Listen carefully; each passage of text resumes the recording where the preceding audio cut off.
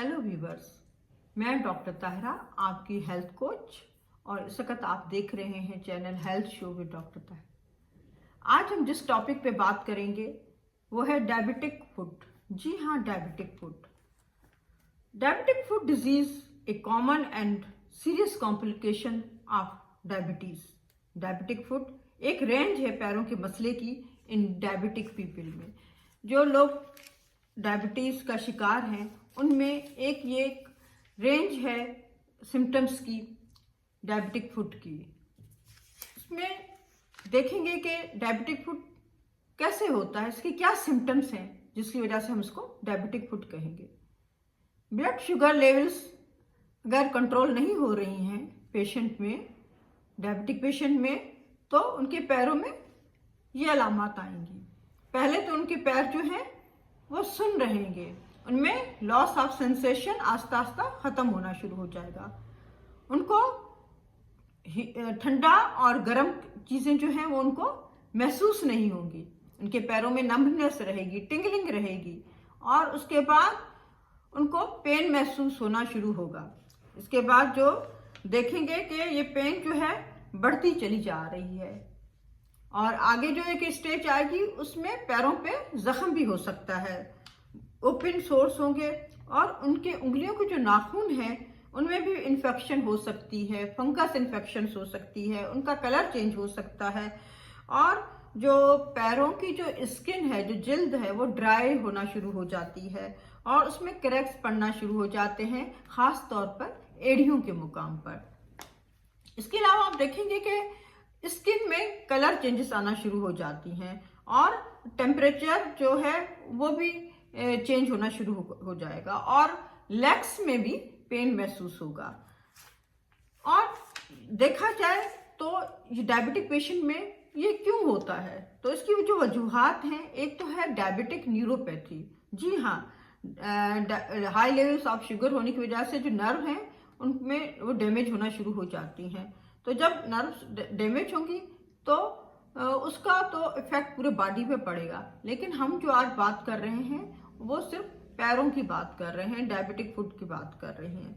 और दूसरी वजह जो है कि अगर उनमें डायबिटिक न्यूरोपैथी हो जाती है तो उसकी वजह से ही पैर सुन्न होने लग जाते हैं, नम्बनेस हो जाती है, और लॉस ऑफ फीलिंग हो जाती है, यानी कि पैरों में से सेंसेशन जो है वो खत्म हो जाती है।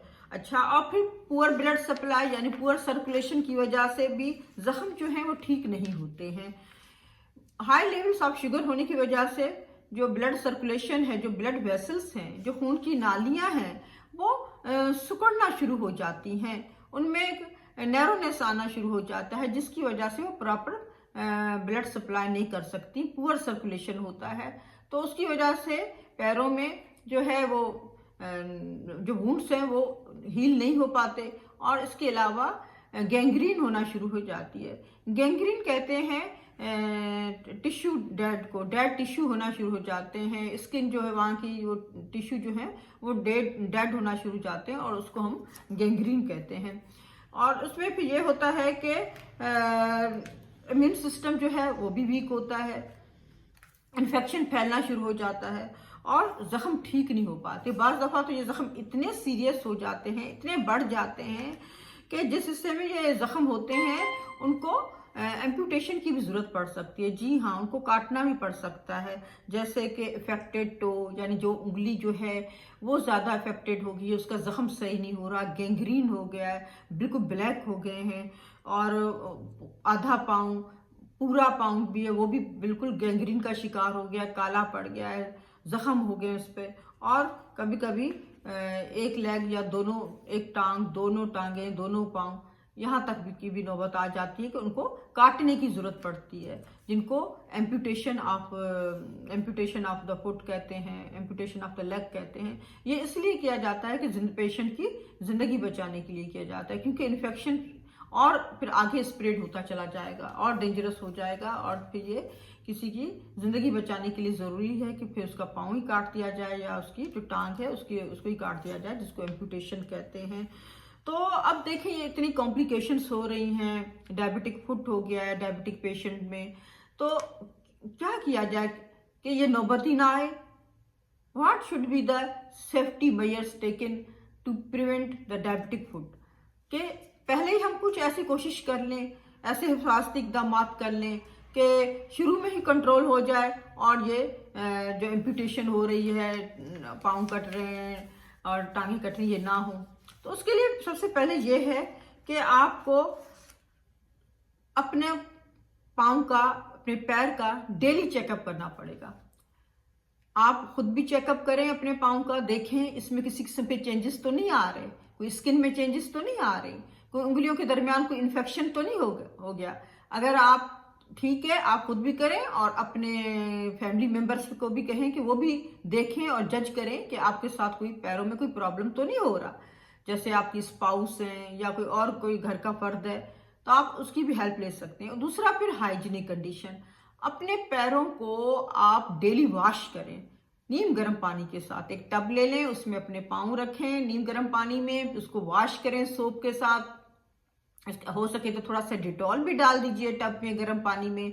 अच्छे तरीके से पैरों को धो लें, उसके बाद आप उनको ड्राई करें। ड्राई करने के बाद अगर आपके पास कोई ऐसा लोशन है, कोई ऑयल है, कोई ओलिव ऑयल है और या फिर कोई पेट्रोलियम जेल है तो वो भी आप उससे मसाज, हल्का हल्का मसाज कर दें। और आप सॉक्स पहने। अच्छा, सॉक्स जो है वो सिंथेटिक ना हो, प्योर कॉटन के हों और आप उनको डेली वॉश करें, बिल्कुल आप चेंज करें। क्योंकि उंगलियों के दरमियान अगर कुछ ऐसे इन्फेक्शन हो गया तो फिर वो इन्फेक्शन बढ़ता चला जा रहा है। आपको इन चीज़ों का ख्याल रखना पड़ेगा। उसके बाद आप प्रॉपर फुटवेयर लें, यानी कि बिल्कुल कंफर्टेबल और आरामदायक जूते पहने जो ना ज़्यादा लूज हो ना तंग हो। बल्कि डायबिटिक पेशेंट के लिए तो स्पेशल शूज़ होते हैं, अगर आप चाहें तो आप वो शूज़ ले सकते हैं और आप उनको पहने और बहुत अच्छी सपोर्ट और प्रोटेक्शन आपके पैरों की हो जाएगी। और उसमें फिर अब ये है कि आप अपने डॉक्टर के पास विजिट करें, एक्सरसाइज करें और ऐसी डाइट लें जो आपके डाइटिशियन आपको बताते हैं कि क्या आपने लेना है और क्या आपने नहीं लेना। अपने डॉक्टर के पास विजिट करें, एक्सरसाइज करें और अपने जो ब्लड टेस्ट है वो रेगुलर करें और जो आपको मेडिसिन दी गई हैं अपना रेगुलर आप मेडिसिन लें ताकि आप इन सारी कॉम्प्लिकेशन से बच जाएं। स्ट्रेस ना लें, आप स्ट्रेस से बचें और पीसफुल माइंड रहें ताकि आपकी जो शुगर लेवल है वो कंट्रोल में रहे। और अपने डॉक्टर के साथ आप रेगुलर कांटेक्ट में रहें। किसी किस्म के भी अगर आपके पैर में चेंजेस आ रही हैं तो आप फौरन उसको महसूस करें ताकि ये आगे चल के कॉम्प्लिकेशन ना हो जाए। ये गैंग्रीन जैसा जो मैंने आपको बताया है, पूरा ब्लड सप्लाई की वजह से टिश्यू डेड होना शुरू हो जाते हैं और फिर वो ऐसे एक कंडीशन आ जाती है कि अगर इसको शुरू में कंट्रोल ना किया गया तो फिर वो पाँव काटने की और टांग काटने की नौबत आ जाती है पेशेंट की ज़िंदगी बचाने के लिए, ताकि इन्फेक्शन ज़्यादा स्प्रेड ना करे। तो अगर पहले ही इस तरह की आप ख्याल कर लें, हिफाजती इक़दाम कर लें तो मेरा ख्याल है काफ़ी हद तक डायबिटिक फुट से बचा जा सकता है। उम्मीद करती हूँ मेरी वीडियो आपको पसंद आई होगी। इस वीडियो को अपने दोस्तों के साथ शेयर करें और मेरा channel health show with doctor ताहरा उसको सब्सक्राइब करें। Thanks for watching.